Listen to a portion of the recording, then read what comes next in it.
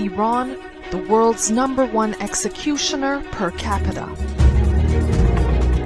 In the aftermath of the nationwide protests which sparked in December, over 50 people have been killed in peaceful protests held against the Iranian regime.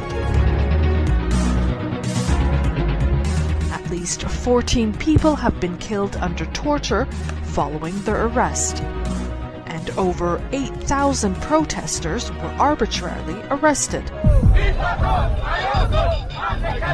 But as the protests continue, the regime has not hesitated in retaliating with force, brutality, and suppression. In May, at least 4 people were killed in a peaceful demonstration in the city of Kazarun, while many were injured and arrested.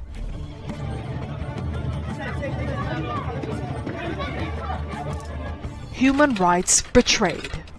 Iran's human rights dossier includes 120,000 political executions, systematic torture of political prisoners, massive violations of women's rights, crackdown on ethnic and religious minorities.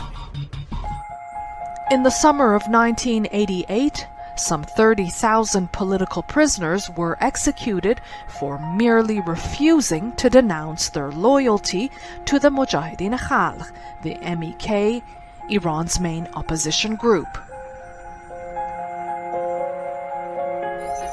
Many perpetrators of the 1988 massacre remain in office today. The Iranian regime openly opposes the Universal Declaration of Human Rights, and its laws allow draconian punishments such as stoning.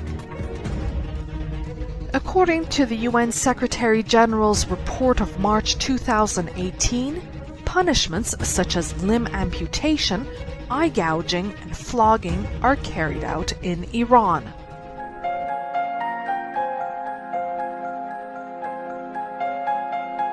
Under Iranian law, the legal age of maturity for girls is 9 years and for boys is 15 years.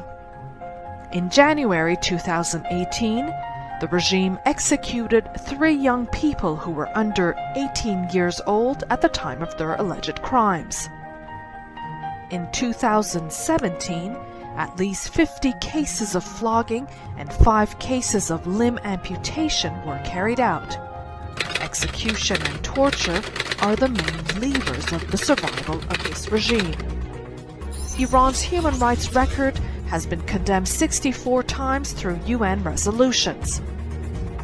The regime's officials must face justice.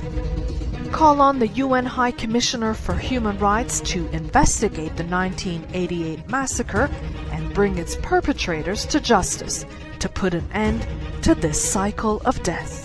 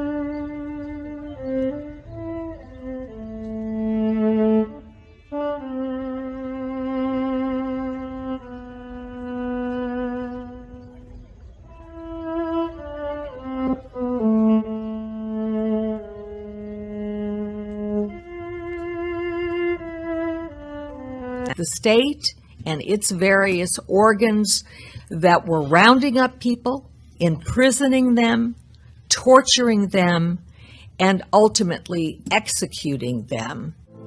After months of being lied to by the authorities, they began to learn the devastating truth. The authorities had executed their relatives in secret and had dumped their bodies at night, mostly in unmarked mass graves. بچه‌ام پیدا کنم. میخوام ببینم گور بچه‌ام کجا هستن که اگه یه روزی که زنده موندم رفتم ایران برم خودم بنازم رو قبر بچه‌ام. برم بر بچه‌ام گریه نکنم. برم سینه خودم بنازم رو قبر بچه‌ام. So what is our task? Our task is to ensure that those who are engaging in human rights violations are held accountable. We cannot speak human rights in the United States and not hold those who perform these abuses around the world and in Iran and not hold them accountable. I will stand with you to do that.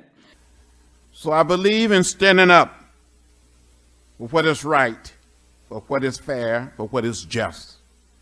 I believe in standing up for our freedom and that all people must be free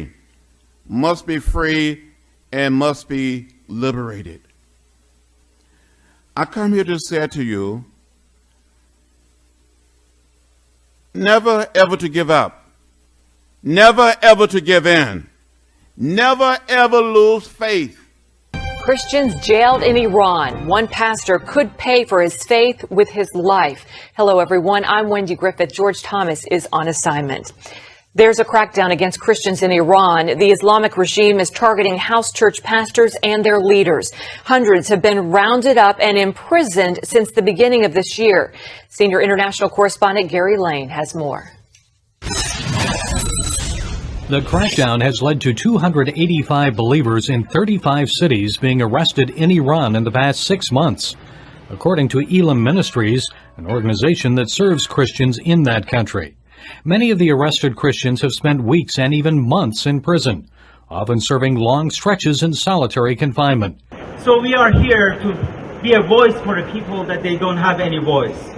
And we are here to just say to the world that if you close your eyes to the human rights in Iran, by removing sanctions, by talking to the leaders and talking the agreements, still we stand with the victims, still we stand with people in prison, and we still are going to be a voice for them and say that you are alive in our heart, you are alive in our voice, and we are standing with you.